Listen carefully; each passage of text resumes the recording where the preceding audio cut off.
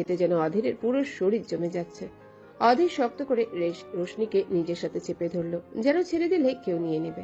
সাহিলের কথায় দুজনের হুঁশ এলো। অধীর, ওকে তাড়াতাড়ি পানি থেকে উপড়ে নিয়ে আয়। অধীর রোশনিকে ওভাবে ধরে পানি থেকে উপরে নিয়ে এলো।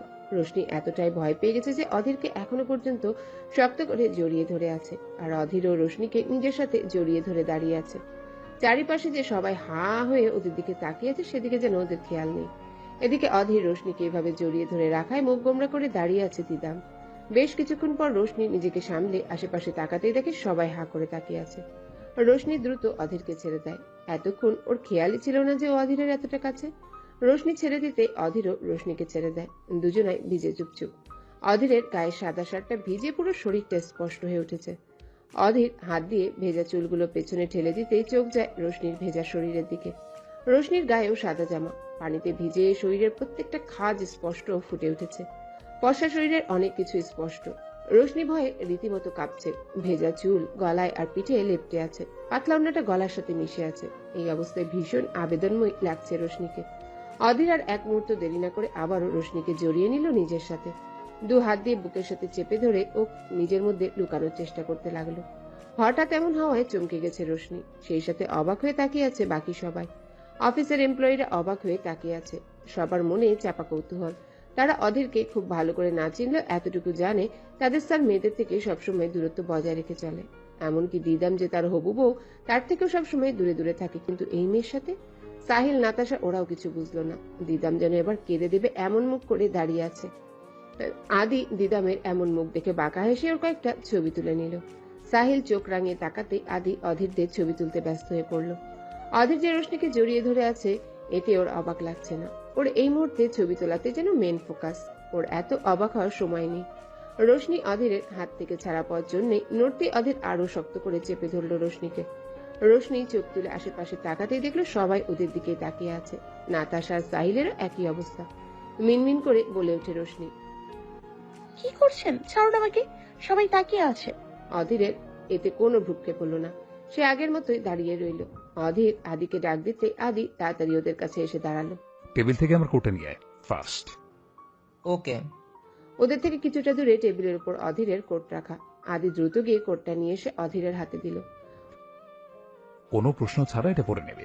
রোশনি প্রশ্ন করতে গিয়েও অধীরের চোখ দেখে থেমে গেল। অধীর নিজেই হেল্প করলো রোশনিকে ওটা পড়াতে।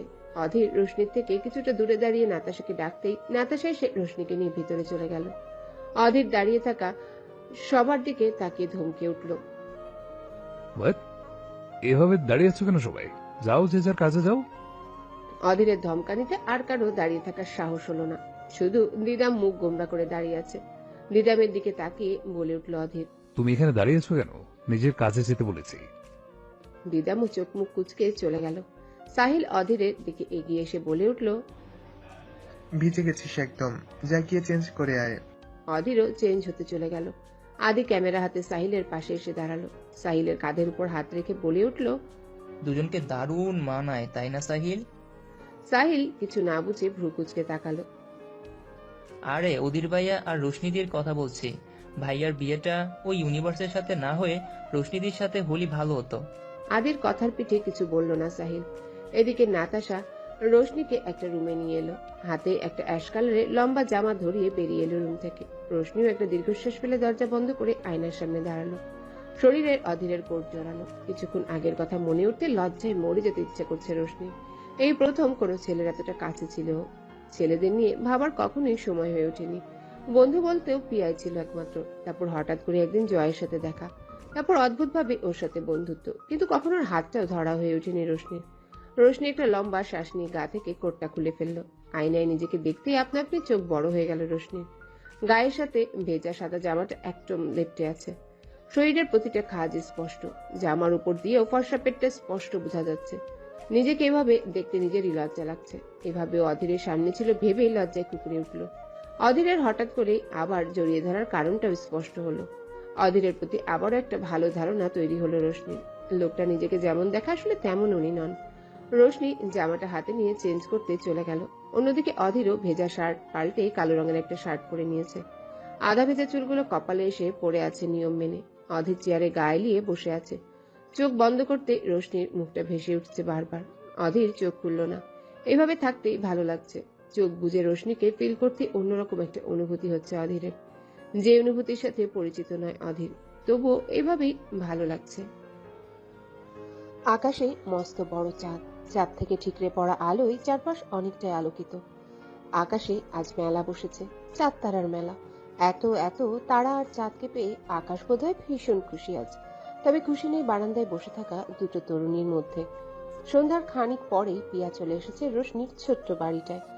যেই মেয়ে সবসময় হাসতে খুশিতে মেতে থাকতো, সেই মেয়ের চোখে মুখে জমেছে আষাঢ়ের কালো মেঘ।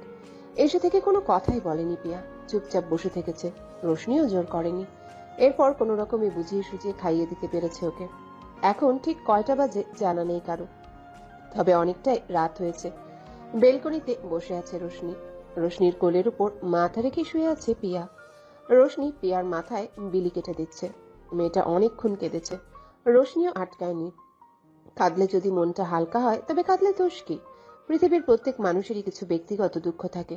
এক একজনের দুঃখ এক এক রকম, তা প্রকাশের মাধ্যমও ভিন্ন। মানুষ যতই জীবন সংগ্রামে নিজেকে শক্ত দেখাক না কেন, একটা সময় এসে সেও দুর্বল হয়ে পড়ে। তখন একটা ভরসার হাতের দরকার হয়, যেই হাত জীবনের বাকিটা সংগ্রামে যুদ্ধ করে জয়ী হতে সাহায্য করে। দুজনাই চুপ করে আছে, কারো মুখে কোনো কথা নেই। বাগানের দিক থেকে ঝিঝি পোকার ডাক শোনা যাচ্ছে। মাঝে মাঝে দূরের অন্ধকার থেকে দু একটা কুকুরের ডাক ভেসে আসছে। কিছুক্ষণ অযথায় ডাকাডাকি করে ক্লান্ত হয়ে থেমে খানিক বাদে আবারও নতুন উদ্যমে শুরু করেছে। পিয়ার দৃষ্টি শূন্যে, এখন অনেকটাই হালকা লাগছে নিজেকে। রোশনি দূরের অন্ধকারে দৃষ্টি রেখেই প্রশ্ন ছুড়ল পিয়াকে। আঙ্কেল কি বলছে? উনি কি বিয়েটা করতে বলছেন? জবাব দিল না পিয়া, আগের মতোই শূন্যে তাকিয়ে রইল। কিছুক্ষণ চুপ থেকে মুখ খুলল রোশনি।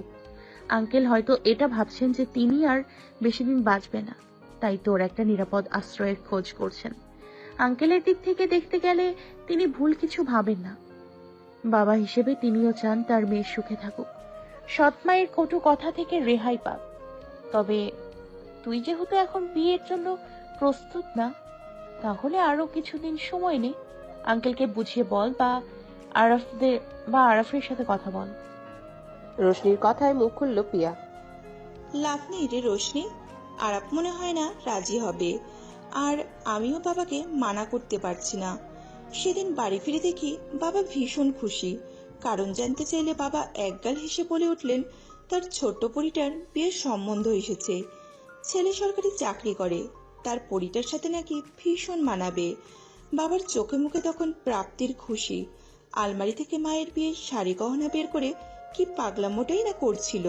তার পরীকে মায়ের শাড়ি গহনা পরে বউ সাজলে কেমন দেখাবে সেই সব নিয়ে কথার ছুরি মেলে বসেছিল। বাবার ওই হাসিটাকে আমি কেড়ে নিতে পারিনি। বলতে পারিনি বাবা আমি বিয়ে করতে চাই না। বাবা আমার জন্য অনেক করেছে রে রোশনি। মা মারা যাওয়ার পর আমার কথা ভেবে বাবা আর দ্বিতীয় বিয়ে করতে চাননি। মার হঠাৎ চলে যাওয়া আমি মেনে নিতে পারিনি। ডিপ্রেশনে চলে গেলাম। খেতাম না, বাইরে যেতাম না, সারাদিন রুম বন্দি করে হয়ে বসে থাকতাম। আমার এমন অবস্থা থেকে বাবা ভীষণ ভেঙে পড়েছিল। এরপর প্রতিবেশীরা বাবাকে বোঝায় আবার বিয়ে করতে। নতুন মায়ের ভালোবাসা পেলে আমি ঠিক হয়ে যাব, এমন অনেক কথা বলে বাবাকে বিয়ের জন্য রাজি করায়। নতুন মা আসার পরে তার আদরে সত্যি সত্যি আমি ডিপ্রেশন থেকে বেরিয়ে এলাম। ওনাকেই মায়ের জায়গা দিলাম। কিন্তু ধীরে ধীরে উনিও বদলে গেলেন। আমার প্রতি ওনার ব্যবহার বদলাতে শুরু করলো। আস্তে আস্তে মা থেকে সৎ মায়ের রূপ ধারণ করলেন। ওনার পাল্টে যাওয়া রূপ দেখে আবারও ভেঙে পড়েছিলাম। এরপর তোর সাথে পরিচয়, তোকে পেয়ে আবারও নতুন করে বাঁচতে শিখলাম। কিন্তু সৎ মায়ের কটু কথা বাড়তেই লাগলো। বাবা আমার জন্য কিছু কিনে আনলে উনি বাবার সাথে ঝগড়া করতেন। বাবা মুখ বুজে সব সহ্য করত। কিছুই যে করার ছিল না। শেষ বয়সে কি বা করতে পারতেন। মাঝে মাঝে দেখতাম বাবা মায়ের ছবি জড়িয়ে ধরে কান্না করত। বাবার কষ্ট একমাত্র আমি দূর করতে পারি। বাবা সবসময় আমার বিয়ে নিয়ে স্বপ্ন দেখেন। ওনার এই আশাটা কি করে নষ্ট করে দেব বল? মেয়ে হিসাবে আমারও তো কিছু দায়িত্ব আছে। পিয়ার কথায় ভুস করে নিঃশ্বাস ছাড়ল রোশনি। সবই ঠিক আছে, তবে আমার মনে হয় তোর একবার আরাফের সাথে কথা বলা উচিত। ওকে সবটা বুঝিয়ে বল। বল যে তুই বিয়ের জন্য প্রিপেয়ার্ড না। বল যে তুই বিয়ের জন্য প্রিপেয়ার্ড না। তোর সময় লাগবে। এখন না হয় এনগেজমেন্টটা করে রাখো, কিছুদিন পরে গিয়ে না হয় বিয়েটা করবে। এমন তো করতেই পারে। ওরও তোর দিকটা দেখা উচিত। এতে করে তুই মানসিকভাবে ফিট হতে পারবি, আর আঙ্কেলেরও টেনশন কমবে। হ্যাঁ, এটা হলে তো ভালোই হয়, কিন্তু আরাফ কি মানবে? মানবে কি মানবে না সেটা পরে দেখা যাবে। আগে ওকে বল, আগে ওকে বলে তো দেখ। একটা কাজ কর, কালই ওর সাথে কথা বল, দেখ কি বলে। আচ্ছা, তাহলে আমি ওকে বলে দিই কাল মিট করতে। প্রিয়া ফোন নিয়ে আরাফের নম্বরে মেসেজ করলো কাল মিট করার জন্য। সাথে সাথে ওপাশ থেকে রিপ্লাই এলো ওকে। আরাফের রিপ্লাই দেখে ভ্রু কুঁচকে তাকালো রোশনি, চোখ ছোট ছোট করে বলে উঠলো, এই বেটা ফোন হাতে তোর মেসেজের আশাতেই বসেছিল নাকি এত রাতে? সাথে সাথে রিপ্লাই। রুম জুড়ে কালো গোলাপের মিষ্টি গন্ধ, বিশাল রুম জুড়ে কালো গোলাপের সমাহার, মোমবাতির মৃদু আলো চারিপাশে। ফুলে ভরা বিছানায় বসে আছে রোশনি। শরীরে কালো রঙের ভারী লেহেঙ্গা, গা ভর্তি গয়না, হাত জুড়ে মেহেদির লাল রং। মাথায় লম্বা ঘোমটা দিয়ে ফুলে সাজানো খাটের উপর বসে আছে সে। মাথা নিচু করে প্রিয় মানুষের আশার প্রহর গুনছে। রোশনির অপেক্ষার প্রহর কাটিয়ে দরজা খুলে প্রবেশ করলো অধীর। শরীরে কালো রঙের ডিজাইনার শেরওয়ানি। অধীর গুটি গুটি পায়ে এগিয়ে গিয়ে রোশনির সামনাসামনি বসলো। সামনে বসা মেয়েটা তার বউ ভাবতেই অন্যরকম অনুভূতি হচ্ছে অধীরের। দু হাত তুলে রোশনির লম্বা ঘোমটা তুলতেই সেই চিরপরিচিত লজ্জারাঙা মুখটা স্পষ্ট হলো অধীরের কাছে। রোশনির থুতনিতে হাত দিয়ে মুখ উঁচু করলো অধীর। রোশনি এখনো চোখ নামিয়ে বসে আছে। সামনের মানুষটার দিকে তাকানোর মতো সাহস হয়ে উঠছে না। গা ভর্তি লজ্জা ভর করছে তার, শরীরটাও অল্প বিস্তর কাঁপছে। বর্ষা যে অধীরকে কেমন লাগছে সেটা দেখার লোভ হচ্ছে ভীষণ, কিন্তু লজ্জায় তাকাতেই পারছে না ও। অধীর কিছুক্ষণ রোশনির লজ্জারাঙা মুখটার দিকে অপলক তাকিয়ে রইল। রোশনির হাতটাকে নিজের হাতের মুঠোয় নিতেই চোখ তুলে তাকালো রোশনি। সামনে বসা সুন্দর সুঠামদেহী পুরুষটা তার স্বামী ভাবতেই অদ্ভুত ভালো লাগা তৈরি হলো। আজ থেকে মানুষটার প্রতি শুধুই তার অধিকার থাকবে ভেবেই শিওরে উঠল। লোকটা আজ থেকে তার, শুধুই তার। কথাগুলো নিজের মনে আওড়াতে আবারও লজ্জারা এসে ভর করলো সারা শরীর জুড়ে। অধীর রোশনির মেহেদিরাঙা হাতটাকে ঠোঁট ছোঁয়াতেই কেঁপে উঠল রোশনি। সারা শরীর জুড়ে বয়ে গেল ঠান্ডা হাওয়া। অধীর হাত ছেড়ে রোশনির কপালে ঠোঁট ছোঁয়ালো, সাথে সাথে চোখ বন্ধ করে নিল রোশনি। রোশনি যখন লজ্জায় কাঁপতে শুরু করলো, অধীর তখন মুচকি হেসে নিজের বুকের সাথে মিশিয়ে নিল রোশনিকে। রোশনিও অধীরের বুকে মুখ লুকিয়ে নিজের লজ্জা ঢাকতে ব্যস্ত হয়ে পড়ল। ঘেমে নিয়ে একাকার অবস্থা। রুমে এসি চলছে তবুও কুলকুল করে ঘামছে অধীর। হঠাৎ এমন অদ্ভুত স্বপ্নের মানে কি? এর আগে তো কখনো এমন স্বপ্ন দেখেনি সে, তাহলে আজই কেন দেখলো? আর রোশনি কেন? মেয়েটা তার স্বপ্নে এসে তাকে জ্বালাচ্ছে। অধীর হাত দিয়ে কপাল আর গলার ঘামটুকু মুছে উঠে বসলো। দেয়াল ঘড়ির দিকে তাকাতেই দেখলো ভোর হয়ে এসেছে। অধীর এক গ্লাস পানি খেয়ে উঠে দাঁড়ালো। ফ্রেশ হয়ে এসে এক মগ কফি বানিয়ে চলে গেল ব্যালকনিতে। এখন পুরোপুরি সকাল হয়নি, এখনো আলো ফোটেনি। আবছা অন্ধকারে চেয়ে আছে চারপাশ। অধীর কফির মগটা পাশে রেখে রেলিং এ হাত রেখে দাঁড়ালো। স্বপ্নের কথা মনে উঠলে শরীরটা অদ্ভুতভাবে কেঁপে উঠছে। অধীর কফির মগে চুমুক দিয়ে কালো গোলাপগুলোর দিকে তাকালো। অধীরের স্বপ্নে রোশনি ঠিক এমন কালো গোলাপ দিয়ে সাজানো ঘরেই বসেছিল তার বউ সেজে। বউ কথাটা মনে আসতেই চমকে উঠল অধীর। শব্দটা অদ্ভুত লাগলো আজ। অধীর হাত বাড়িয়ে গোলাপ স্পর্শ করতেই হাতে কাটা ফুটে উঠল। সাথে সাথে মৃদু আওয়াজ করে হাত সরিয়ে নিল। আঙ্গুল থেকে কিছুটা রক্ত বের হচ্ছে। অধীর নিজের মনে আওড়াতে লাগলো, গোলাপ ছুঁতে গেলে কাটার আঘাত তো পেতেই হবে। অধীর রক্তটুকু মুছে আবারও গোলাপে হাত রাখলো। আলতোভাবে ছুঁয়ে দিতেই গোলাপের পাপড়িতে জমে থাকা শিশিরের কণাগুলো অধীরের হাতে লেপটে গেল। অধীরের কাছে কেন জানে না গোলাপগুলোকে আজ অদ্ভুত রকম সুন্দর লাগছে। গাছটাকে শখের বসে লাগালেও কোনোদিনও তেমন করে খেয়াল করা হয়নি। আজ মনে হচ্ছে সৌন্দর্য মারাত্মক, যেমন মারাত্মক রোশনির লজ্জারাঙা মুখটা। কিছুক্ষণ এটা ওটা চিন্তা করে জগিং এর জন্য বেরিয়ে পড়ল অধীর। রোশনি রিক্সা থেকে নেমে বিশাল গেটের সামনে দাঁড়াতেই দারোয়ান তাড়াতাড়ি গেট খুলে দিল। রোশনি দারোয়ানের দিকে চেয়ে বাঁকা হেসে গুনগুনিয়ে ভেতরে চলে গেল। এলিভেটরের সামনে আসতেই ঢোক গিলল রোশনি। বন্ধ জায়গায় তার ভীষণ ভয়, একা সে কিছুতে এর মধ্যে থাকতে পারবে না। তাই ঠিক করলো সিঁড়ি দিয়ে উপরে উঠবে। চারতলায় সিঁড়ি ভেঙে যাওয়ার ব্যাপার না। রোশনি এলিভেটরের সামনে থেকে সরে যেতেই অধীর এসে দাঁড়ালো। অধীর এলিভেটরে প্রবেশ করতেই হুড়মুড়িয়ে ঢুকে পড়ল রোশনি। এমন ঘটনায় ভ্রুকুচকে তাকালো অধীর। রোশনি পিছনে ফিরে তাকাতেই দেখলো কিলার লোক দিয়ে দাঁড়িয়ে আছে অধীর। পুরো কালো গেট আপের সাথে ফুল অ্যাটিটিউড নিয়ে ভ্রু কুচকে তাকিয়ে আছে। অদ্ভুত ভাবে আজ রোশনির ড্রেস আপও পুরো কালো। রোশনি কপাল কুচকে সেটাই লক্ষ্য করছে। তারপর কালকের ঘটনা মনে পড়তে লজ্জায় লাল হয়ে উঠছে। রোশনির লজ্জারাঙা মুখ দেখতেই ভোর রাতের স্বপ্নের কথা মনে পড়ে গেল অধীরের। অধীর দাঁতে দাঁত চেপে রোশনির বাহু শক্ত করে ধরে এলিভেটরের দেয়ালে চেপে ধরল। হঠাৎ এমন হওয়ায় ঘাবড়ে গেল রোশনি। হঠাৎ এমন করার কারণ খুঁজে পেল না। আর এমন রেগেই বা গেল কেন? লোকটার কি মাথায় কোনো সমস্যা আছে নাকি?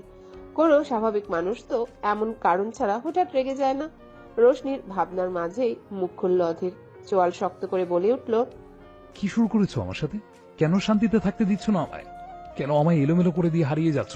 কেন আমার চিন্তা জুড়ে তুমি থাকছো? তোমার সাহস কি করে হয় অধীর চৌধুরীর স্বপ্নে এসে তাকে এলোমেলো করে দেওয়া? আমার থেকে দূরে থাকবে, বুঝছো তুমি? আমার কাছে আসার চেষ্টাও করবে না। তোমার মায়ে জড়াতে চাইছো আমায়? অধীর চৌধুরী কারো মায়ে জড়াবে না। এরপর থেকে আমার চিন্তা, আমার স্বপ্ন, এমনকি আমার সামনে আসার চেষ্টাও করবে না, নয়তো চালিয়ে দেব।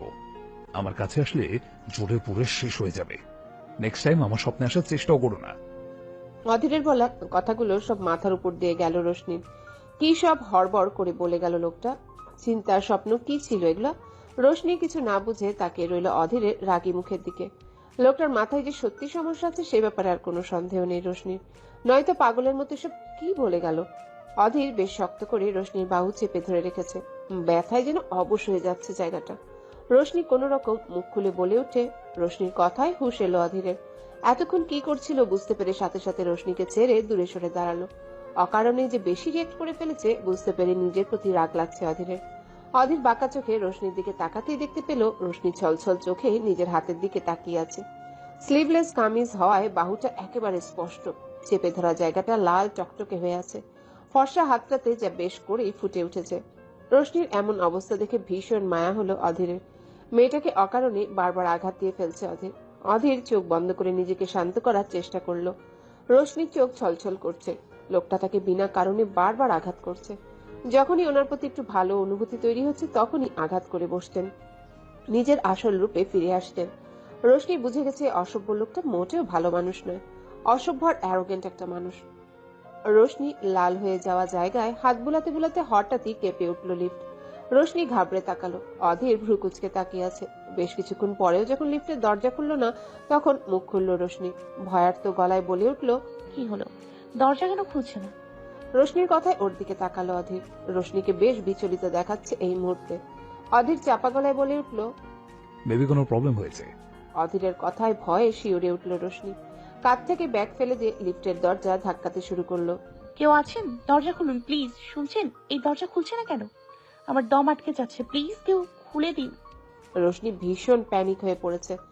রোশনিকে এমন হাসপাস করতে দেখে রোশনির দিকে এগিয়ে এলো অধীর। উত্তেজিত হয়ে প্রশ্ন করলো, রোশনি, হোয়াট হ্যাপেন? এত প্যানিক হচ্ছ কেন? একটু অপেক্ষা করো, দরজা খুলে যাবে। রোশনি জোরে জোরে নিঃশ্বাস নিতে নিতে বলে উঠল, আমার দম আটকে আসছে মিস্টার চৌধুরী, প্লিজ আমাকে এখান থেকে বের করুন। রোশনিকে এমন ডেসপারেট হতে দেখে অধীর দ্রুত রোশনিকে নিজের বুকের সাথে চেপে ধরলো। রোশনিও অধীরের কোট খামচে ধরলো। অধীর রোশনির মাথার পিছনে হাত রেখে আস্তে করে বলে উঠল, রিল্যাক্স রোশনি, কিচ্ছু হয়নি, আমি আছি তো। আমি থাকতে তোমার কোনো ভয় নেই। চোখ বন্ধ করে লম্বা শ্বাস নাও, নিজেকে শান্ত করো। এখনই দরজা খুলে যাবে, জাস্ট রিল্যাক্স, আমি আছি তোমার সাথে। অধীরের কথায় রোশনির চোখ বন্ধ করে লম্বা শ্বাস নিয়ে নিজেকে শান্ত করার চেষ্টা করলো। কিছুক্ষণের মাঝে অনেকটা স্বাভাবিক হয়ে এলো। তবুও অধীরকে ছাড়লো না। বেশ অনেকক্ষণ পরে লিফটের দরজা খুলে গেল। দরজার বাইরে একটা লোক দাঁড়িয়ে আছে। অধীর আর রোশনিকে এভাবে দেখে খানিকটা অবাক চোখে তাকালো ওদের দিকে। নিজেকে যথাসম্ভব সামলে বলে উঠল, আর ইউ ওকে স্যার? লোকটার কথাই রোশনি অধীরকে ছেড়ে দাঁড়ালো। নিচ থেকে ব্যাগ তুলে বেরিয়ে এলো লিফট থেকে। অধীর রাগী দৃষ্টি নিক্ষেপ করে বলে উঠল, এলিভেটরের প্রবলেম হয়েছে, চোখে দেখোনি? এখানে কি ঘাস কাটার জন্য রাখা হয়েছে তোমায়? লোকটা ভয়ে ভয়ে তাকালো অধীরের দিকে। অধীরের রাগ সম্পর্কে মোটামুটি ধারণা তার আছে। ওকে স্যার, আমি আজকে ঠিক করার ব্যবস্থা করছি। অধীর চোয়াল শক্ত করে বলে উঠল, আজকে নয় স্টুপিড, এখন ঠিক করানোর ব্যবস্থা করো। Okay sir. অধীর পাশে তাকিয়ে দেখলো রোশনি নেই। একটা দীর্ঘশ্বাস ফেলে অধীরও হাঁটা দিল নিজের কেবিনের দিকে। এদিকে রোশনি নাতাশার কেবিনে আসতে দেখে সাহিল আর নাতাশা অনেকটাই কাছাকাছি। ওদের দেখেই চোখ বন্ধ করে দাঁড়িয়ে যায় রোশনি। সাহিল চেয়ারের উপর বসে আছে আর নাতাশার কোলের উপর। এতটুকুতে সীমাবদ্ধ থাকলেও চলতো, কিন্তু নাতাশা রীতিমতো সাহিলের গালে কামড় দিয়ে ধরে আছে। রোশনি অধীরকে মনে মনে বকতে বকতে নক না করে ঢুকে পড়েছে। এসে যে এমন একটা পরিস্থিতিতে পড়তে হবে তা ভাবতেই পারেনি রোশনি। এদিকে রোশনির আশাতে নাতাশা সাহিলের গালে একটা কামড় দিয়ে উঠে দাঁড়ালো। সাহিল ব্যথায় আউচ শব্দ করে উঠল। গালে হাত ঘষতে ঘষতে রাগি চোখে নাতাশার দিকে তাকালো। বিনিময়ে নাতাশা ফ্লাইং কিস ছুড়ে রোশনির দিকে এগিয়ে গেল। রোশনিকে চোখ বন্ধ করে দাঁড়িয়ে থাকতে দেখে হালকা হেসে বলে উঠল নাতাশা। চোখ খুলতে পারো। নাতাশার কথায় চোখ মেলে তাকালো রোশনি। রোশনির ভীষণ লজ্জা লজ্জা চোখে তাকিয়ে করুণ গলায় বলে উঠল, সরি আপু, নক না করেই চলে এসেছি। ইটস ওকে গুড়িয়ান। এই, তোমার হাতের এখানে লাল কেন? কি হয়েছে দেখি। নাতাশার কথায় নিজের হাতের দিকে তাকালো রোশনি। ওড়না দিয়ে হাত ঢাকার চেষ্টা চালিয়ে মৃদু হেসে বলল, আসলে অ্যালার্জিতে এমনটা হয়েছে। ডোন্ট ওয়ারি আপু, কিছুক্ষণ পর ঠিক হয়ে যাবে। নাতাশা আর কিছু বলল না। রোশনিকে বসতে বলে নিজের কাজে চলে গেল। রোশনি সাহিলের দিকে তাকাতেই চোখ বড় বড় হয়ে গেল। সাহিলের দুই গাল সহ গলা সব লাল হয়ে আছে, আর এগুলো যে সব নাতাশার কামড়ের দাগ সেটাও বুঝতে পারলো রোশনি। সাহিল রোশনির দিকে তাকাতেই দেখলো রোশনি ওর দিকে চোখ বড় বড় করে তাকিয়ে আছে। রোশনির এমন তাকানোতে অস্বস্তিতে পড়ে গেল সাহিল। ভ্রু চুলকে দুর্বোধ্য হাসলো। সাহিল অস্বস্তি বোধ করছে বুঝতে পেরে রোশনিও মেকি হাসলো। এরপর ফোন করার অজুহাতে কেবিন থেকে বেরিয়ে এলো। বাইরে বেরিয়ে পিয়ার নাম্বারে ডায়াল করলো। প্রথমবারেই ফোন রিসিভ করলো পিয়া। কিরে, কথা হয়েছে তোদের? ওপাশ থেকে ক্লান্ত গলায় বলে উঠল পিয়া। রোশনির কথায় হেসে দিল পিয়া। রোশনির কথার প্রত্যুত্তরে পিয়া কিছু বলবে তার আগেই কাচের দরজা ঠেলে ভেতরে এলো আরাফ। আরাফকে দেখে পিয়া পরে কথা বলছি বলে ফোন কাটলো। আরাফ আসতে পিয়া হেসে বসতে বলল। আরাফ কিছুক্ষণ পিয়ার দিকে চেয়ে থেকে মুখ খুলল। কি খাবে বলো? জাস্ট একটা কোল্ড কফি হলেই চলবে। আরাফ ভ্রু চেয়ে বলল। Are you sure? পিয়া হাসার চেষ্টা করে মাথা নাড়ালো। আরাফ ওয়েটারকে ডেকে একটা হট কফি আর একটা কোল্ড কফি অর্ডার করলো। কয়েক মিনিটের মাথায় কফি দিয়ে গেল ওয়েটার। আরাফ গরম কফিতে ছোট চুমুক দিয়ে বলে উঠল, হঠাৎ ডাকার কারণ? আরাফের কথায় কফির মগ রেখে সোজা হয়ে বসলো পিয়া।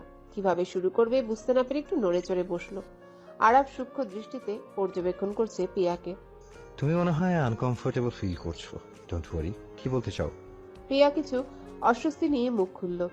দেখুন মিস্টার আরাফ, আমি জানি না আপনি আমার কথা শুনে কেমন রিয়াক্ট করবেন বা আমার কথাকে আদৌ পাত্তা দেবেন কিনা। দেখুন, আমি অন্য মেয়েদের মতো লজ্জাপতি গুণবতী কোনোটাই না, বাকি মেয়েদের মতো ইমোশনালও নই আমি।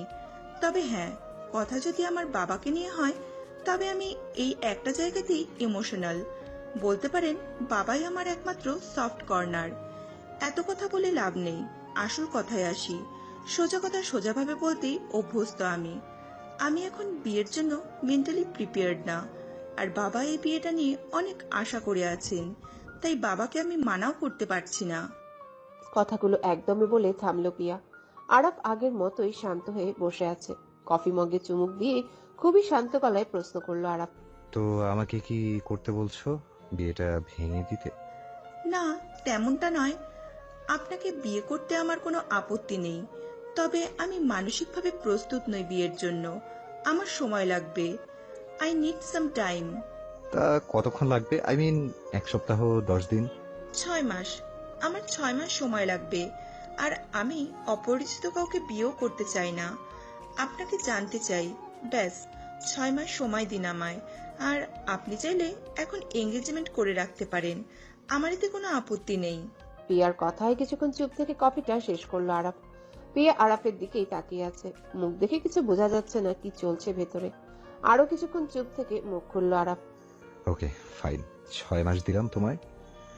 অ্যাকচুয়ালি আমিও এটাই চাইছিলাম, যাকে বিয়ে করব, যার সাথে সারা জীবন কাটাবো, তাকে ভালো করে জানবো না। আমি মায়ের সাথে কথা বলবো এই ব্যাপারে। এঙ্গেজমেন্টের ডেট না হয় পরে এক সময় জানিয়ে দেবো। এখন উঠি, মাকে নিয়ে ডাক্তারের কাছে যেতে হবে চেক আপের জন্য। Take care. আরাফ উঠে দাঁড়িয়ে হাত এগিয়ে দিতে পিয়া চেয়ার ছেড়ে উঠে দাঁড়ায়। মুচকি হেসে হাত মিলায় আরাফের সাথে। আরাফ বাই বলে বেরিয়ে যায়। আরাফ চলে যেতে হাফ ছেড়ে বাঁচে পিয়া। চেয়ারে ধপ করে বসে লম্বা শ্বাস নেয়। আরাফ যে এত সহজে মেনে নিবে একদমই আশা করেনি পিয়া। পিয়া কফির মগে চুমুক দিতে কে যেন ধপ করে ওর পাশে এসে বসে পড়ে। আকস্মিক ঘটনায় চমকে উঠে পিয়া। নিজেকে সামলে পাশে তাকাতে দেখে আদি বসে আছে। আদিকে দেখে মেজাজ বিগড়ে যায় পিয়ার। এই মাথা ব্যথাকে একদম সহ্যই হয় না ওর।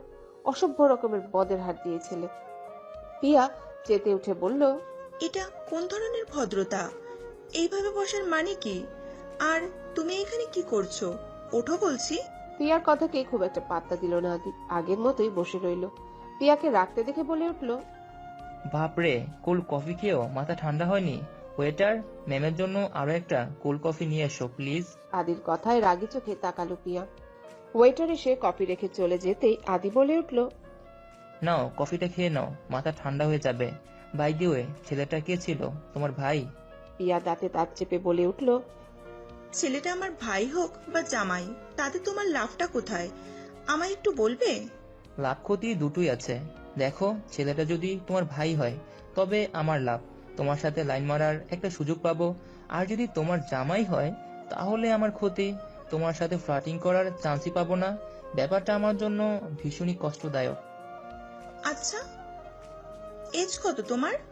পিয়ার কথায় ওর দিকে সোজা হয়ে বসলো আদি। কেন? দেখো, ছেলেদের কখনো বয়স জিজ্ঞাসা করতে নেই। আদির কথায় সরু চোখে তাকালো পিয়া। ওর জানা মতে মেয়েদের কখনো বয়স জিজ্ঞেস করতে নেই শুনেছে, কিন্তু ছেলেদের এমন কথা কোনোদিনও শুনেছে বলে মনে পড়ে না। অবশ্য আদির থেকে এমন কথাই আশা করা যায়। বাজে কথা না বলে বলো তোমার বয়স কত? এমনিতে তো 20 বছর 8 মাস চলছে, তুমি 19 ধরে নাও, আই ডোন্ট মাইন্ড। কথাটা বলেই চোখ টিপলো আদি। পিয়া দাঁতে দাঁত চেপে বলে উঠল, তুমি জানো আমার বয়স কত? তোমার থেকে আমি 4 মাসের বড়। সেই হিসাবে আমি তোমার সিনিয়র। আর সিনিয়রদের সাথে ফ্লার্ট করা ঠিক নয়, এতে জুনিয়রদের চোট পাওয়ার আশঙ্কা থাকে। বাই দ্য ওয়ে, কফিটা বরং তুমি খাও, এটা তোমার বেশি প্রয়োজন। বাই মাথা ব্যথা, আশা করি দ্বিতীয়বার আর আমাদের দেখা হবে না। আদিকে কিছু বলার সুযোগ না দিয়ে চোখে সানগ্লাস দিয়ে বেরিয়ে গেল পিয়া।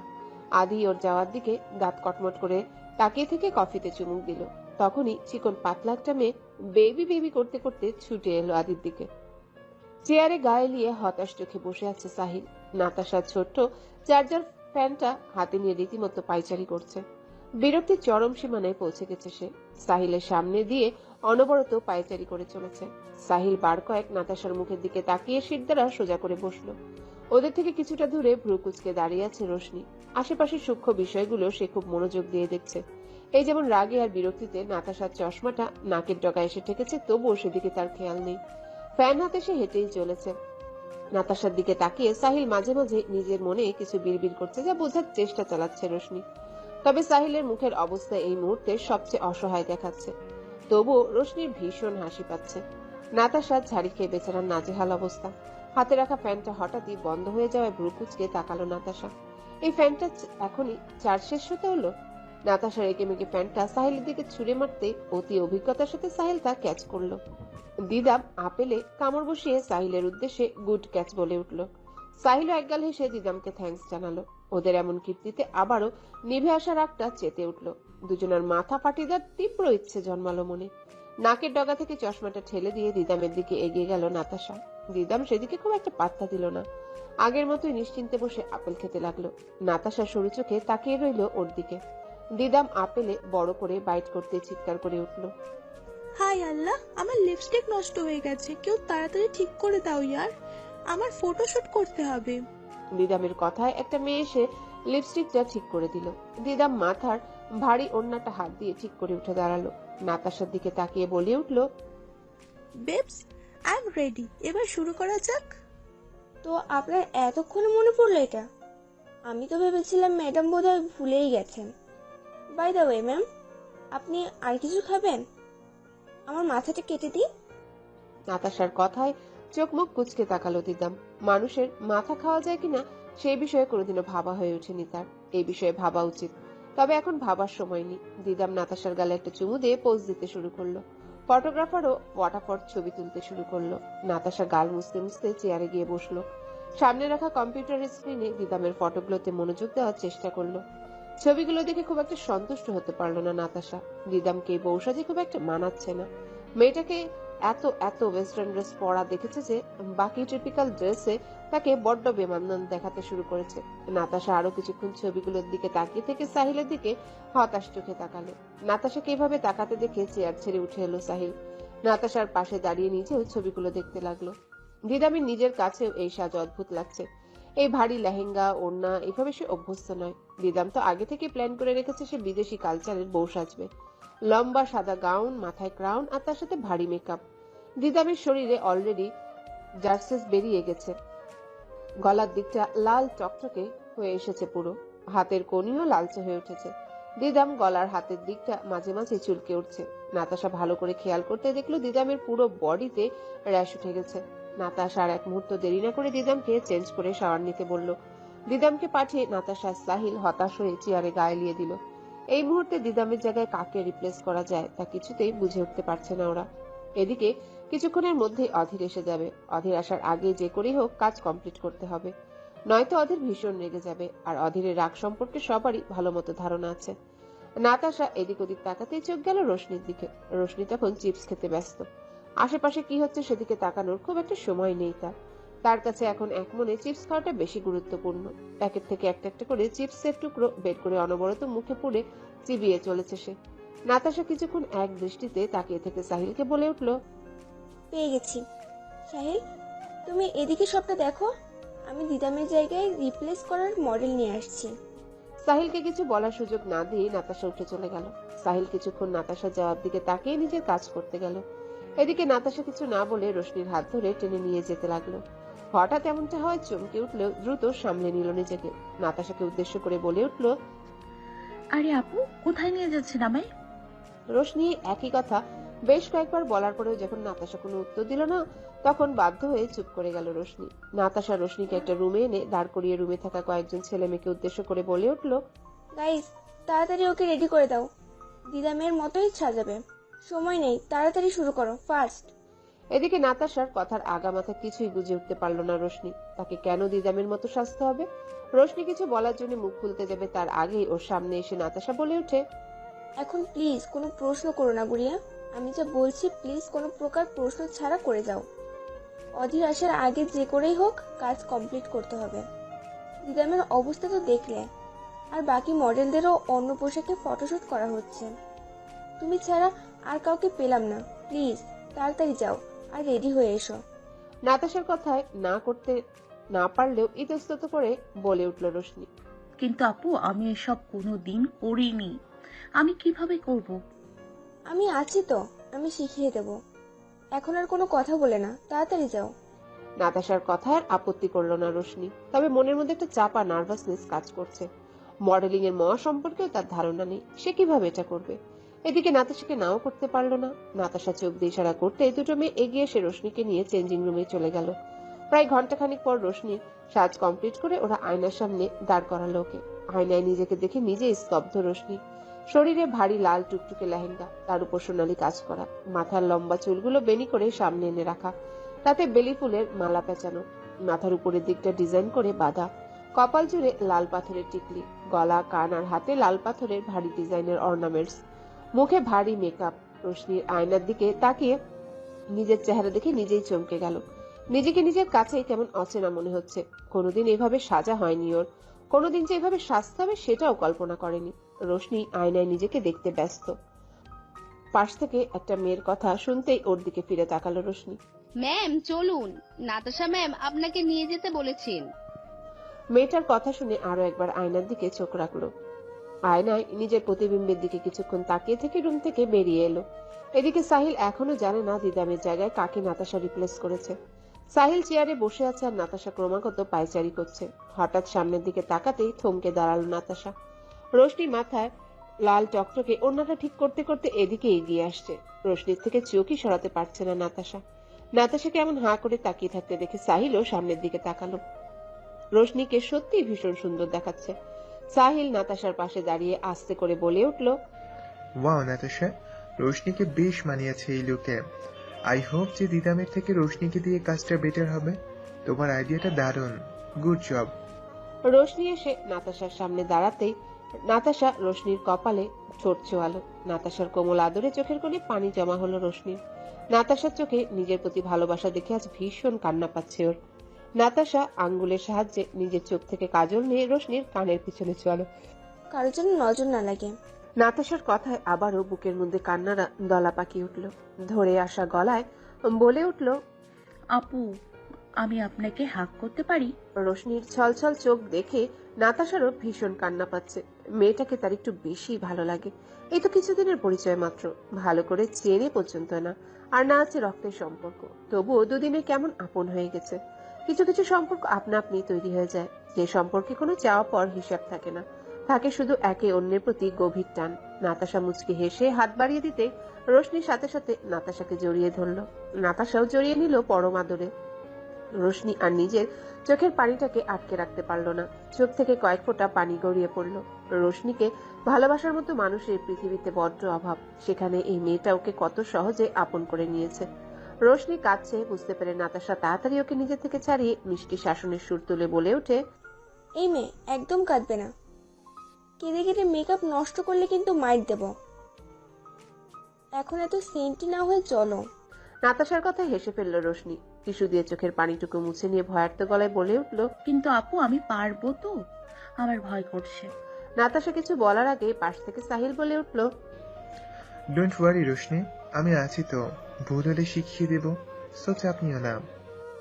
নাতাশার কথা মতো রোশনি একের পর এক পোজ দিতে থাকলো। ফটোগ্রাফারও ফটাফট ফটো ক্লিক করতে লাগলো। প্রথম দিকে নার্ভাস ফিল করলেও ধীরে ধীরে তা অনেকটাই কমে এলো। এদিকে লাঞ্চের সময় হয়ে এসেছে। অধীরও মাত্রই বাইরে থেকে মিটিং শেষ করে অফিসে এলো। নাতাশা রোশনিকে খুঁজতে এদিক ওদিক তাকাতেই দেখলো রোশনি এক কোনায় চেয়ারে বসে আছে। নাতাশা মুচকি হেসে রোশনির দিকে এগিয়ে গিয়ে ওর সামনে দাঁড়াতেই রোশনি চেয়ার ছেড়ে উঠে দাঁড়ালো। গুড়িয়া, আমি আর সাহিল বাইরে লাঞ্চ করতে যাচ্ছি, ইউ ক্যান জয়েন আস। না আপু, আপনারা দুজন যান, আমি এখান থেকেই কিছু একটা খেয়ে নিব। এই সাজ নিয়ে বাইরে যেতে ইচ্ছে করছে না।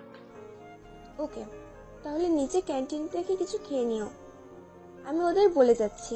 রোশনি মুচকি হেসে মাথা নাড়াতেই নাতাশা চলে গেল। রোশনি ভারী লেহেঙ্গা উঁচু করে চেয়ারের উপর বসলো। খানিক বাদে একটা ছেলে খাবারের বক্স হাতে এসে দাঁড়ালো রোশনির সামনে। রোশনি তখন মোবাইলে স্ক্রল করতে ব্যস্ত। ছেলেটা রোশনিকে ম্যাম বলে ডাকতেই রোশনি চোখ তুলে তাকালো। জি বলুন। ম্যাম, এটা ঝুমা ম্যাম পাঠিয়েছি চৌধুরী ম্যানশন থেকে। অধীর স্যার আর আপনার জন্য এটা রাখুন। ঝুমা ম্যাম নিজে রান্না করে পাঠিয়েছে আপনাদের দুজনের জন্য। ছেলেটার কথার আগামাথা কিছুই বুঝলো না রোশনি। ঝুমা চৌধুরী কেন অধীর আর ওর জন্য খাবার পাঠাবে? রোশনিকে ভাবতে দেখে ছেলেটা টেবিলের উপর খাবারের বক্সটা রেখে দিল। রোশনি ছেলেটার উদ্দেশ্যে কিছু বলতে যাবে তার আগেই ছেলেটার ফোন বেজে উঠল। ফোনের দিকে তাকে ভীষণ ব্যস্ত গলায় বলে উঠল, আমি তাহলে যাই ম্যাম, আপনারা প্লিজ খেয়ে নেবেন, আসি ম্যাম। রোশনিকে কিছু বলার সুযোগ না দিয়ে ছেলেটা ফোন রিসিভ করে কথা বলতে বলতে চলে গেল। ওর চলে যাওয়ার দিকে কিছুক্ষণ তাকিয়ে থেকে দীর্ঘশ্বাস ছাড়লো রোশনি। খাবারের বক্সের দিকে তাকিয়ে ভাবতে লাগলো ছেলেটার বলা কথাগুলো। মস্তিষ্কে আরো কিছুটা চাপ দিয়েও কথাগুলোর আগামাথা কিছুই বুঝলো না সে। কিছুক্ষণ ঠায় দাঁড়িয়ে থেকে খাবারের বক্সটা হাতে নিয়ে হাঁটা দিল অধীরের কেবিনের দিকে। উদ্দেশ্য খাবারটা অধীরের কেবিনে পৌঁছে দেওয়া। এদিকে ঝুমা চৌধুরী নিজের হাতে রান্না করেছে অধীর আর দিদামের জন্য। ড্রাইভার অসুস্থ থাকায় আজ তার ছেলে এসেছে। ঝুমা চৌধুরী ওকে বলে দিয়েছে দিদামের হাতে খাবারটা পৌঁছে দিতে, কিন্তু ছেলেটা দিদামকে চেনে না। আর ঝুমা চৌধুরী জানেন যে আজ বিয়ের সাথে ফটোশুট করা হবে দিদামের, তাই উনি ছেলেটাকে বলেন যে বিয়ের সাজে যাকে দেখবে সেটাই দিদাম। ব্যাস, ছেলেটা রোশনিকে বিয়ের সাজে দেখে ভেবে নেয় এটাই দিদাম। অন্যদিকে দিদামের সারা শরীর জুড়ে র্যাশে ভরে গেছে, তাই আর এই বিশ্রী অবস্থা নিয়ে ও চৌধুরী বাড়িতে যায়নি। তখন অফিস থেকে বেরিয়ে সোজা ডক্টরের কাছে যায়, তারপর সেখান থেকে সোজা নিজের ফ্ল্যাটে। রোশনি অধীরের কেবিনের দরজার সামনে দাঁড়িয়ে আছে, ভেতরে ঢুকবে কি ঢুকবে না ভাবছে। ঝুমা আন্টি কত ভালোবেসে তার ছেলের জন্য খাবার পাঠিয়েছে, আর এটা যদি সে অধীরের কাছে পৌঁছে না দেয় তাহলে ব্যাপারটা ভীষণই বাজে দেখাবে। রোশনি কাপা হাতে দরজায় নক করে, ভেতর থেকে কোনো রেসপন্স আসে না। রোশনি আবারও নক করে, এবারও কোনো রেসপন্স আসে না। রোশনি ভ্রু কুচকে আরো কয়েকবার নক করেও ভেতর থেকে কোনো রেসপন্স পায় না। রোশনি ভাবে অধীর হয়তো ভেতরে নেই, এই সুযোগে খাবারের বক্সটা রেখে বেরিয়ে আসা যাবে, লোকটার মুখটাও দেখা লাগবে না। অসভ্য লোক একটা। ভেতরে কেউ নেই জেনেও অস্বস্তি নিয়ে দরজা খুলে ভেতরে এলো রোশনি। চারপাশে তাকিয়ে দেখলো সত্যি কোথাও অধীর নেই। অধীরকে না পেয়ে স্বস্তির নিঃশ্বাস ছাড়লো রোশনি। চারিপাশে তাকাতেই হা হয়ে গেল। কেবিনটা এত সুন্দর আর এত পরিপাটি করে সাজানো, দেখেই মনে হচ্ছে না এটা অফিস রুম। এক সাইডে সোফাও রাখা আছে, অন্য এক পাশে দরজা দেখতে পেল রোশনি, হয়তো বাথরুম ওইটা। রোশনি কিছুক্ষণ মুগ্ধ হয়ে সবটা দেখে খাবারের বক্সটা কাচের টেবিলের উপর রাখলো। চারপাশটায় আরো একবার চোখ বুলিয়ে যাওয়ার জন্য পা বাড়ালো। দরজা অব্দি যেতে না যেতেই পেছন থেকে অধীরের গলা ভেসে এলো। সেই পুরুষালী কণ্ঠে কেঁপে উঠল রোশনি। নিজেকে এই মুহূর্তে চোর বলে মনে হচ্ছে, যে চুরি করতে গিয়ে লাস্ট মোমেন্টে সে ধরা খেয়েছে। চোর চোর ফিলিংস নিয়ে ওভাবেই শক্ত হয়ে দাঁড়িয়ে রইল রোশনি। এই হু আর ইউ? আমার কেবিনে কি করছো? মেয়েটাকে ওভাবে দাঁড়িয়ে থাকতে দেখে ভ্রু কুচকে গেল অধীরের।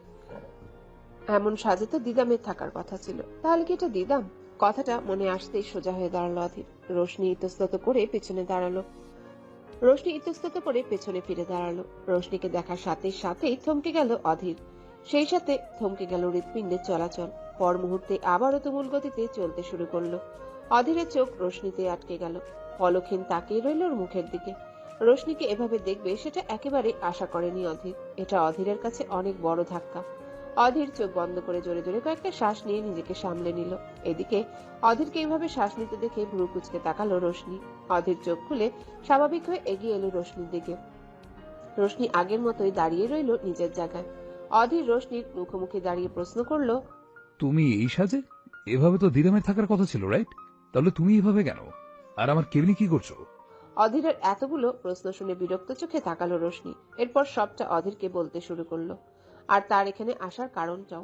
রোশনি এবার চলে যাওয়ার জন্য পা বাড়াতে অধীর বলে উঠল, কোথায় যাচ্ছ? অধীরের কথায় পেছনে ফিরে তাকালো রোশনি। কিছু বুঝতে না পেরে প্রশ্নবোধক চোখে তাকিয়ে রইল অধীরের দিকে। অধীর সেদিকে পাত্তা না দিয়ে টাওয়েলটা ছুঁড়ে ফেলে সোফায় গিয়ে বসলো। খাবারটা সার্ভ করে দিয়ে যাও। অধীরের কথায় বিরক্ত চোখে তাকালো রোশনি। বাড়িতে ওকে নিজের সার্ভেন্ট ভাবে, আবার অফিসেও। রোশনিকে এমন ঠায় দাঁড়িয়ে থাকতে দেখে থমকে উঠল অধীর। দাঁড়িয়ে আছো কেন? কি বললাম শুনতে পাওনি? অধীরের ধমকে চমকে উঠল রোশনি। চাপার আগে ভেতরটা তেতে উঠল, মুখে ভয়টা স্পষ্ট। রোশনির এমন ভয়ার্ত মুখ দেখে বাঁকা হাসলো অধীর।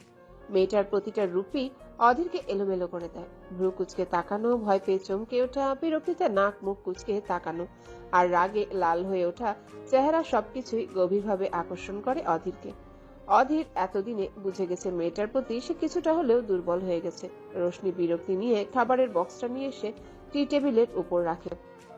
অধীরের দেখানো জায়গা থেকে প্লেট আর পানির গ্লাস এনে খাবার বেড়ে দেয়। সব ঠিকঠাক ভাবে টেবিলে সাজিয়ে চলে যাওয়ার জন্য উঠে দাঁড়াতেই অধীর মুখ খুলে, ওখান থেকে আরেকটা প্লেট নিয়ে এসো। রোশনি কিছু না বলে আরো একটা প্লেট এনে দেয়। লোকটার সাথে এখন তর্ক করতে ইচ্ছা করছে না রোশনি। এখান থেকে বেরোতে পারলেই বাঁচে। অধীর নিজের হাতে প্লেটে খাবার বেড়ে রোশনিকে বসতে বলে। রোশনি ভ্রু কুচকে তাকায় অধীরের দিকে। অধীর চোখ দিয়ে ইশারা করে বসতে। রোশনিও বিরক্ত হয়ে বসে পড়ে। অধীর রোশনির সামনে প্লেট ধরে খেতে বলে। অধীরের কথায় প্রথমে অবাক হলেও পরে নিজেকে সামনে বলে উঠে, থ্যাংক ইউ মিস্টার চৌধুরী, কিন্তু আমি খেতে পারবো না। আপনি একাই খান, আমি ক্যান্টিন থেকে খেয়ে নিব। রোশনির কথায় অধীর দাঁতে দাঁত চেপে বলে ওঠে, এখানে দুজনের খাবার আছে, সো আমার একার পক্ষে দুজনের খাবার তো খাওয়া সম্ভব নয়, আর আমি অপচয় পছন্দ করি না। সো একটা কথাও না বলে চুপচাপ খেয়ে নাও। অধীরের কথার প্রত্যুত্তরে রোশনি কিছু বলতে যাবে, তার আগে অধীর চোখ রাঙিয়ে তাকালো ওর দিকে।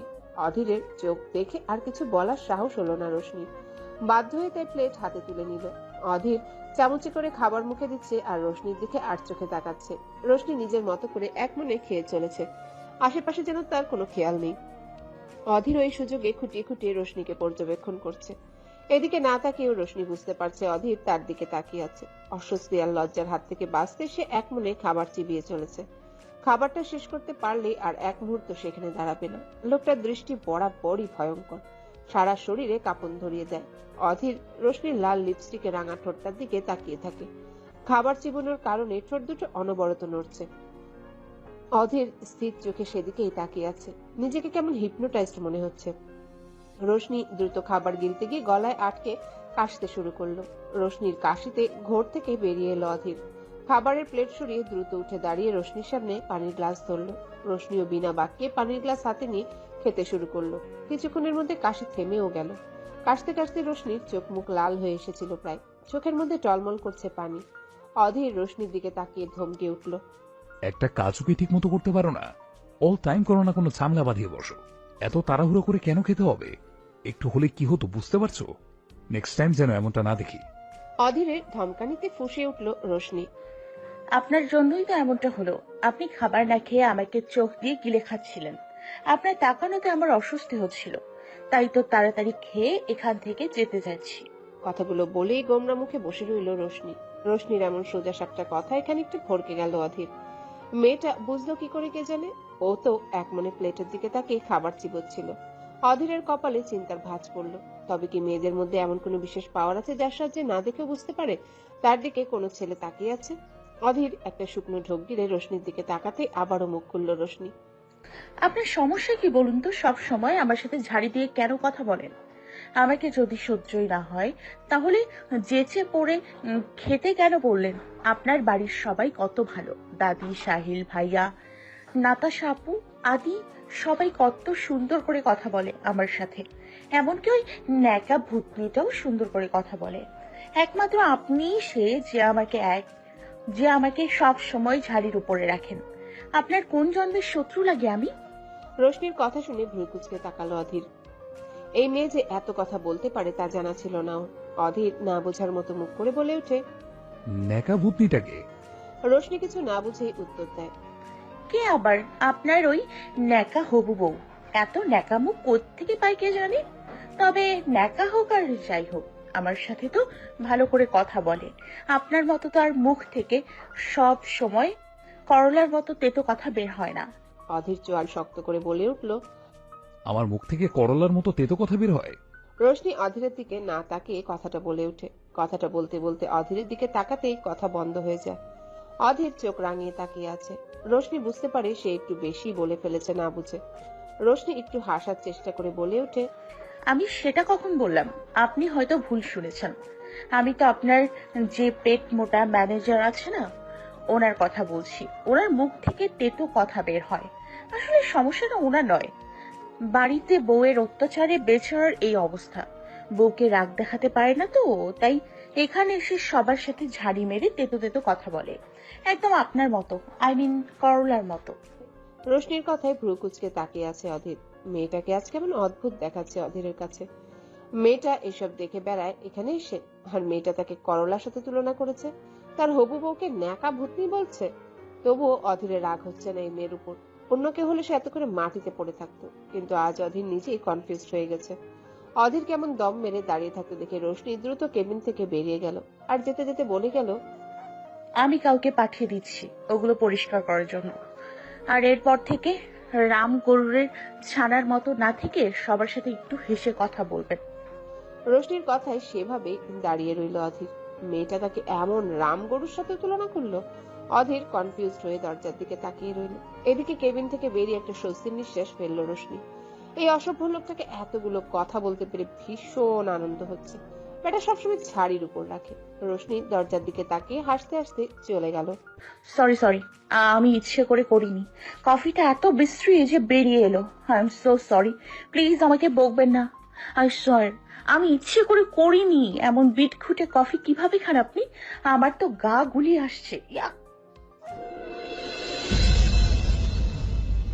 রোশনি যখন অফিস থেকে বের হলো তখন শেষ বিকেল চলছে। চারিপাশের মৃদু বাতাসে ভ্যাপসা গরম অনেকটাই কমে এসেছে তখন। সূর্যের তাপও খুব একটা গায়ে লাগছে না। রোশনি তাড়াহুড়ো করে কাঁধে ব্যাগ ঝুলিয়ে দ্রুত গেট পেরিয়ে রাস্তায় এসে দাঁড়ালো। রিক্সার জন্য কতক্ষণ অপেক্ষা করতে হবে কে জানে। আজকাল রিক্সাওয়ালাদেরও অ্যাটিটিউড বেড়ে গেছে, খুব সহজে তাদের দেখা মেলে না। রোশনি রাস্তার পাশে দাঁড়িয়ে রিক্সার অপেক্ষা করতে লাগলো। হঠাৎই চোখ গেল রাস্তার একপাশে দাঁড় করানো কালো রঙের আকর্ষণীয় গাড়িটার দিকে। এক মুহূর্ত লাগলো না গাড়িটাকে চিনতে। এটা যে অসভ্য বদমেজাজি ফাজিল লোকটার গাড়ি তা খুব ভালো করেই বুঝতে পারলো রোশনি। ভ্রু কুঁচকে কিছুক্ষণ গাড়িটার দিকে স্থির চোখে তাকিয়ে রইল। লোকটা কি এখন অফিস থেকে বের হয়নি? রোশনি ভেবে পায় না একটা মানুষ সারাক্ষণ কি করে কাজের মধ্যে ডুবে থাকতে পারে। হ্যাঁ, কাজ করা খারাপ নয়, কিন্তু সবকিছুর একটা লিমিটেশন থাকে। লিমিটের বাইরে কোনো কিছুই ভালো নয়। হঠাৎ করেই রোশনি বুঝতে পারলো সে বিরক্ত হচ্ছে। লোকটাকে নিয়ে ভাবাটা একটা বিরক্তিকর কাজ। ইনফ্যাক্ট লোকটা নিজেও আসতো একটা বিরক্তির ড্রাম। রোশনির বিরক্তিটা আরো বাড়লো এই রিক্সার জন্য দাঁড়িয়ে থাকতে থাকতে। একটা রিক্সার জন্য সে হা হুতাশ করে মরছে, তবুও রিক্সার খোঁজ নেই। রোশনি দূরে তাকিয়ে দেখার চেষ্টা করলো কোনো রিক্সা আসছে কিনা।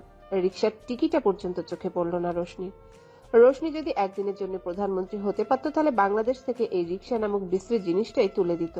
যদিও রাজনীতি দু চোখে সহ্য করতে পারে না সে, তবু এই মুহূর্তে মনে হচ্ছে একদিনের জন্য প্রধানমন্ত্রী হওয়ার জন্য তার অবশ্যই রাজনীতিতে যোগদান করা দরকার ছিল। রোশনি ঘড়িতে চোখ বুলিয়ে হাঁটতে শুরু করলো। আজ সে হেঁটে হেঁটেই বাড়ি যাবে।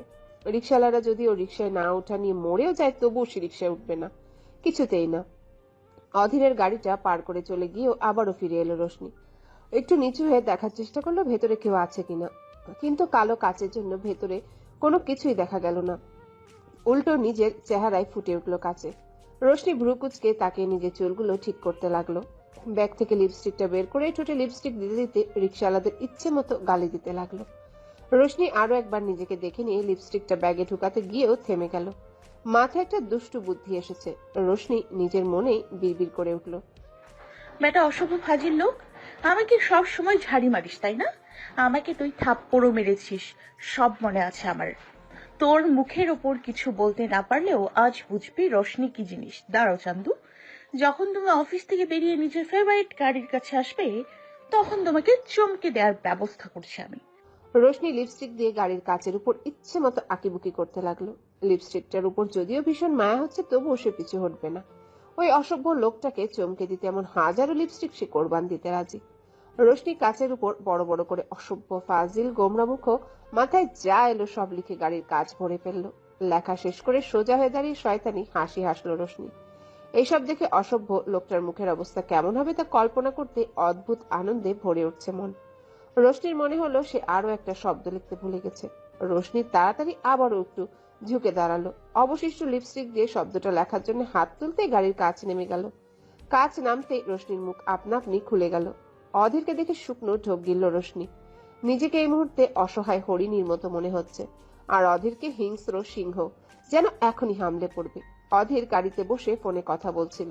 কথা বলতে বলতে খেয়াল করলো গাড়ির বাইরে রোশনি দাঁড়িয়ে চুল ঠিক করছে।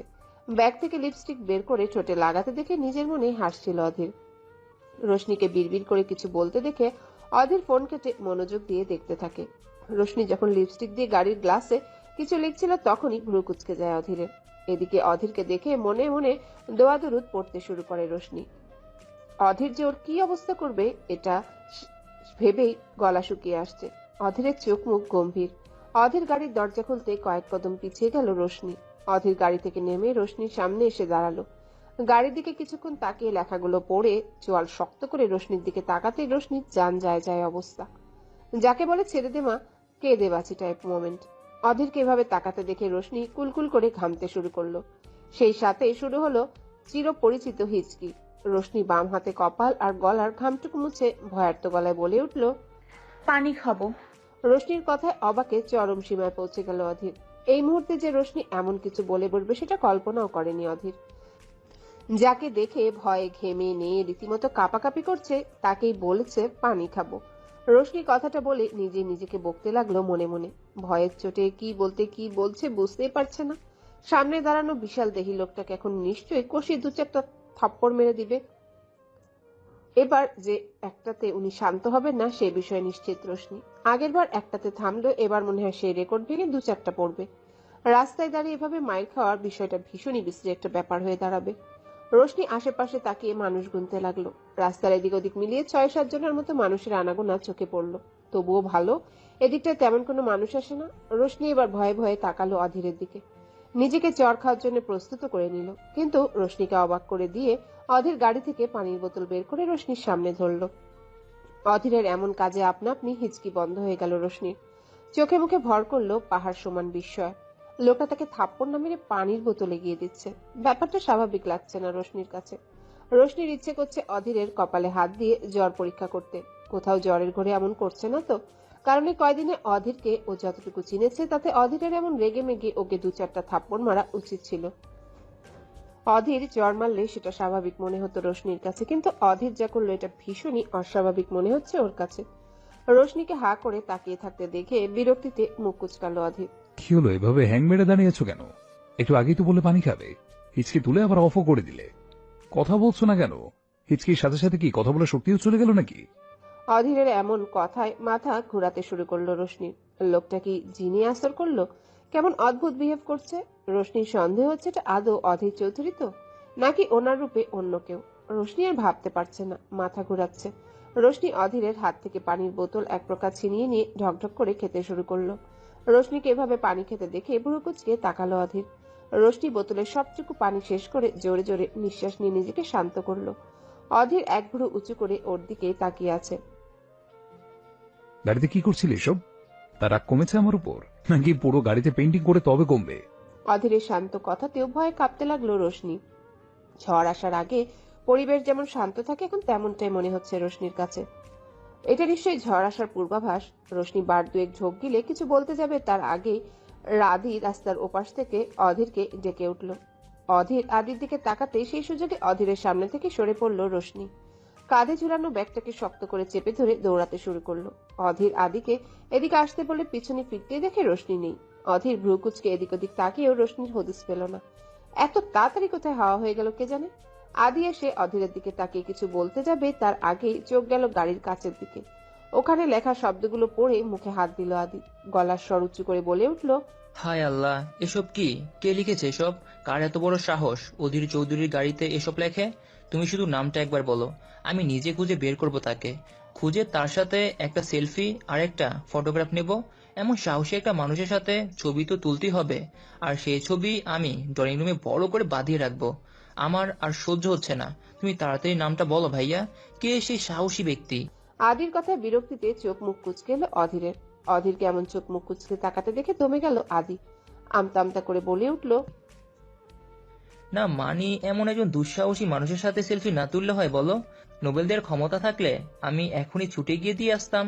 সেটা যখন পারবো না তখন একটা সেলফি তো হতেই পারে। এমন আদিকে কথা শেষ করতে না দিয়ে অধীর ওর হাত থেকে গাড়ির চাবি ছিনিয়ে নিল। গলার স্বর গম্ভীর করে বলে উঠল, গাড়িটা ক্লিন করার ব্যবস্থা করো। অধীর চোখে সানগ্লাসটা পরে সামনের দিকে হাঁটা দিল। পেছন থেকে চেঁচিয়ে উঠল আদি। আমি বাড়ি যাব কি করে? আমার গাড়ির চাবিটা তো দিয়ে যাও। আদির কথায় পেছনে ফিরে তাকালো অধীর। বাঁকা হেসে বলে উঠল, এতক্ষণ যে থার্ড ক্লাস কথাগুলো বললি এটা তার পানিশমেন্ট। ট্যাক্সি করে চলে যা, নয়তো গাড়ি ক্লিন করা পর্যন্ত ওয়েট কর। C you. অধীরের কথায় ঠোঁট উল্টালো আদি। তার ভাইটা আসলে একটা অসভ্য, ফাজিল আর গোমরামুখ মানুষ। যে নামগুলো ওকে দিয়েছে সে একদম ঠিকই নাম দিয়েছে তার ভাইকে। এখন তো ওই ব্যক্তিকে দেখার ইচ্ছেটা আরো বেশি করে হচ্ছে। কেন যে ভার্সিটি থেকে বাড়ি না গিয়ে এখানে আসতে গেল। ঘড়িতে তখন 12:05। সোফার উপর বসে সামনের দিকে স্থির দৃষ্টিতে তাকিয়ে আছে অধীর। সামনে রাখা টি টেবিল জুড়ে ছড়িয়ে আছে রোশনির অনেকগুলো ছবি। কিছু ছবি আজকের তোলা আর কিছু সেদিনের, যেদিন রোশনি পানিতে পড়ে যায় আর অধীর তাকে বাঁচায়। গত 1 ঘন্টারও বেশি সময় ধরে সে ছবিগুলোকে দেখে চলেছে। ভালো লাগছে দেখতে। অধীর টেবিল থেকে কয়েকটা ছবি তুলে হাতে নিল। একটা ছবিতে রোশনি আর চোখে তাকিয়ে আছে, মনে হচ্ছে কাউকে আর চোখে দেখছে। মুখ জুড়ে লজ্জার আভা। অন্য একটাই রোশনির হাতের চুড়িগুলো ঠিক করছে। এমন আরো অনেক ছবিতে চোখ বুলালো অধীর। হঠাৎ একটা ছবিতে চোখ আটকে গেল।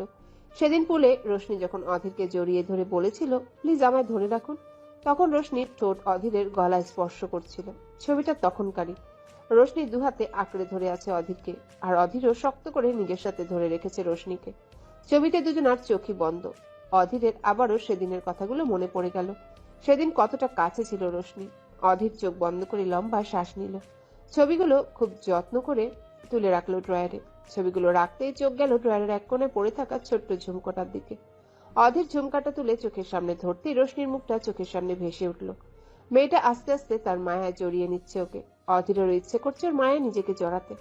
অধীর ঝুমকাটাকে আলতো হাতে ছুঁয়ে আবার রেখে দিল আগের জায়গায়। এরপর লাইট অফ করে বিছানায় গা এলিয়ে দিল।